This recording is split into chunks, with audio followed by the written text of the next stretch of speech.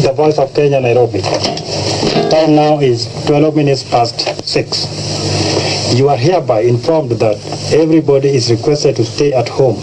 There should be no movement in town. The government has now been taken over by the military until further notice.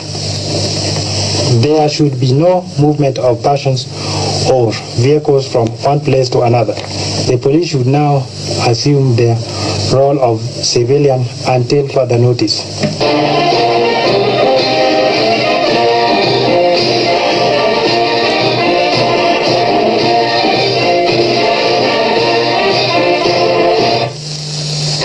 This is the voice of Kenya, Nairobi.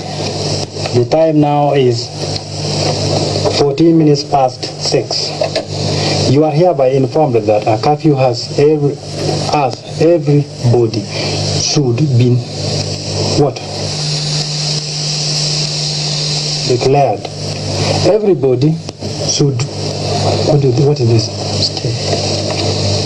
Everybody should stay at home. There should be no movement in town. The government has now been taken over by the military until further notice.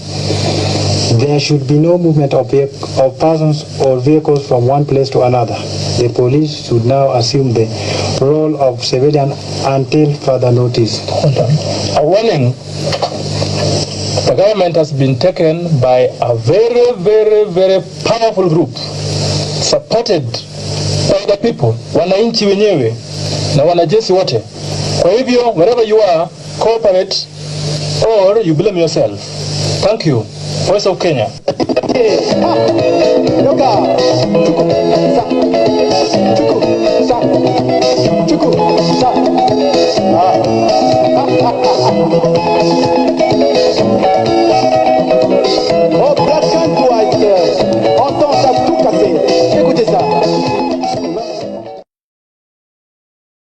My dear countrymen, here is an announcement.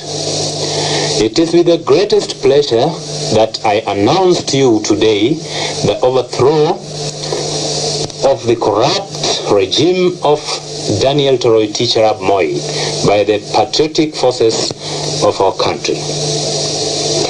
As I speak to you now, our country is fully and firmly under the control of our armed forces. Every care has been taken to make the revolution as bloodless as possible. Fellow Kenyans, over the past few years, this country has been shedding from an open to a closed, dictatorial and inhuman society. The fundamental principles for which many of our people sacrificed their lives during the heroic struggle for independence have been compromised in the interest of a few greedy and irresponsible bandits. Over the past 6 months, we have witnessed with disgust the imposition of a de jure one-party system without the people's consent, arbitrary arrest and detention of innocent citizens, censorship of the press, intimidation of individuals, and general violation of fundamental human rights. This ruthless oppression and repression is reminiscent of the past colonial days which Kenyans thought were buried at independence.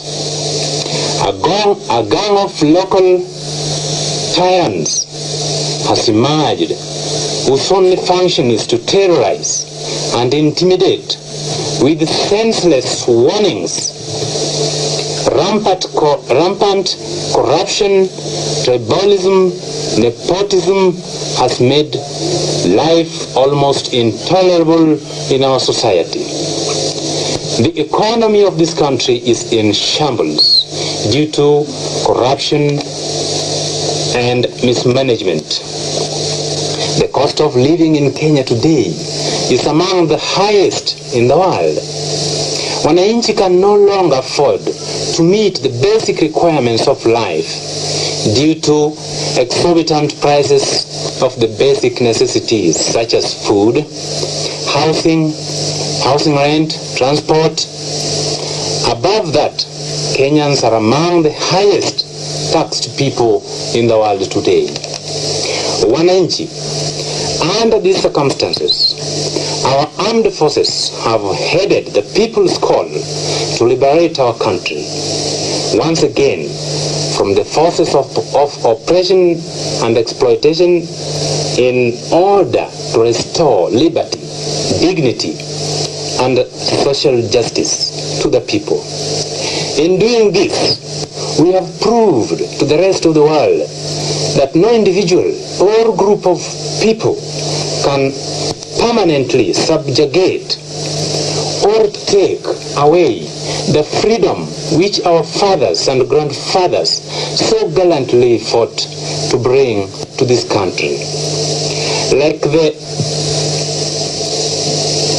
the British imperialists, the same fate will befall whoever attempts to tamper with our freedom.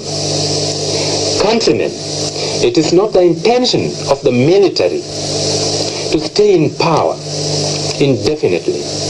As soon as the situation allows, elections will be held and Wananchi will be given an opportunity to choose their leaders. Our immaculate task is to stamp out corruption and set out a concise program of development for Kenya. We will continue with the original policies which this country set at independence and which have been eroded over the years, thus giving rise to the current sad state of affairs. A number of administrative and security measures will be announced in due course. This revolution is entirely an internal affair, and our friends have nothing to fear. We will strengthen relations with our neighboring countries and we will continue to champion the policy of non-alignment and non-interference in the internal affairs of other countries. As for now, the Constitution has been suspended and a National Liberation Council has been set up to preside over the affairs of the government and state. All the detainees and political prisoners are released forthwith with immediate effect. Long live Kenya. Long live the People's Redemption Council. Thank you very much. This is a statement on behalf of all the students of Kenya. On behalf of the students and the people of Kenya, we, the University of Nairobi students, register our wholehearted and unconditional support for the August 1st revolution organized by the Kenya People's Redemption Council. We humbly request our new popular government to accord us the freedom we have always cried for. Thank you.